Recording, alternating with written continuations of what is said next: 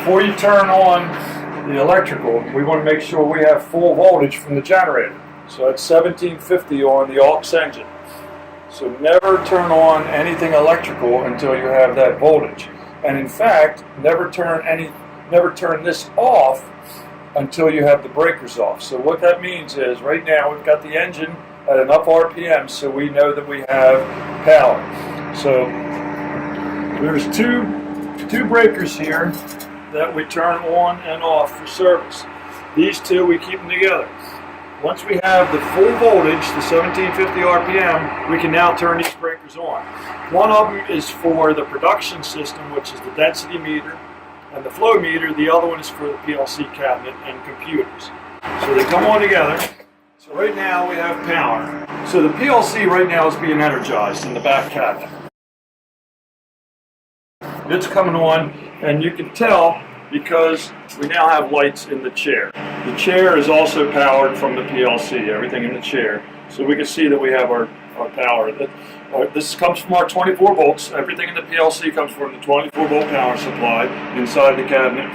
And all of the hydraulics, which are your joysticks, comes from the 12 volts. So we can see we have power. So that noise is an alarm. So we're going to hit alarm acknowledge, because when we first turn it on, we're going to have alarms. So hit alarm acknowledge. Now we're going to turn the computers on. So turn the computer on, you hold the start button until you hear beep. Alright, you let it go. So that's for the HMI.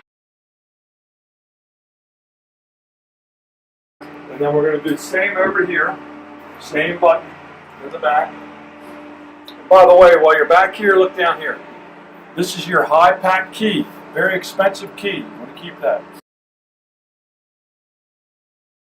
While you're looking at this computer, we have two Ethernet cables. One is the GPS, and the other is the PLC network. On this one over here, you only have one, the PLC network. This does not get the GPS. Because this one is high-pack, it gets the GPS. The other thing you have in the back of each computer is you have this little Logitech plugged in, each computer. That is wireless for the keyboards. All right. Each one has its own keyboard. This keyboard works this one, that keyboard works that one. They do not cross.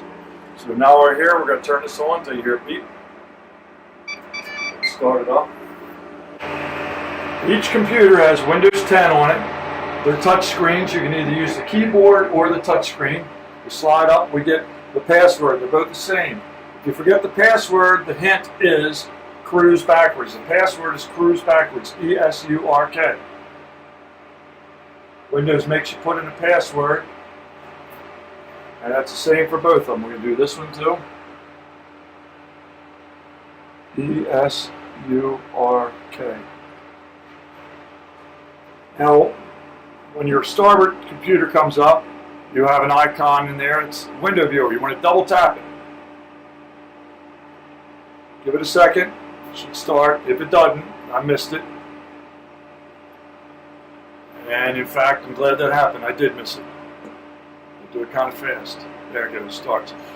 This is Team Viewer. Just cancel that out. This block right here comes up sometimes. That's if I ever need to log in remote. First thing will happen is because we were down, it'll come up with a downtime. And then you just select the reasons down. We'll say, let me see, hydraulics.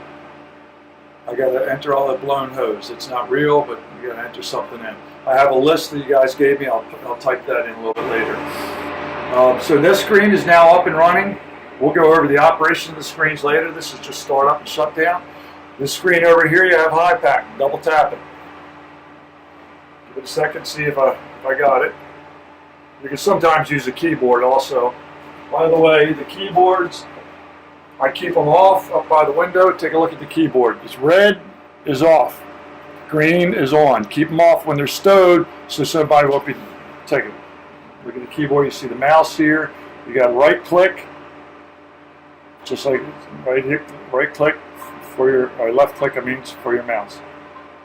So you can use the keyboard or the touch screen. Let's go back to this one. So if I double tap it right on the whale, see if it starts up. There it comes. Okay, so this one is HiPack. This is your positioning software. HiPack is the development, that comes up first. You don't want to play around in there. As soon as it comes up, there will be a D, which stands for Dredge pack. That's what you want to run. Give it a second to start. Okay, so you'll see this big D up here. Just touch it once. Why did I get it? I might have missed it. Okay, you see, so Dredge pack comes up. And it'll say no sync. It's got to sync up, but it'll come in a second. So you're ready to run. We'll go over operation in another video.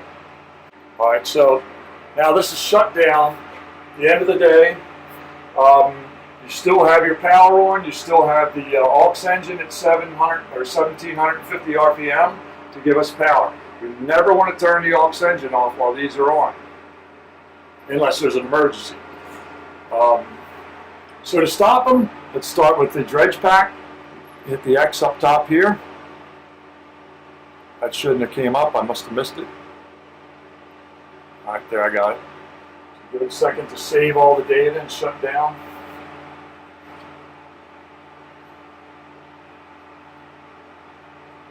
Maybe I didn't get it. I like using the keyboard. There, I got it that time.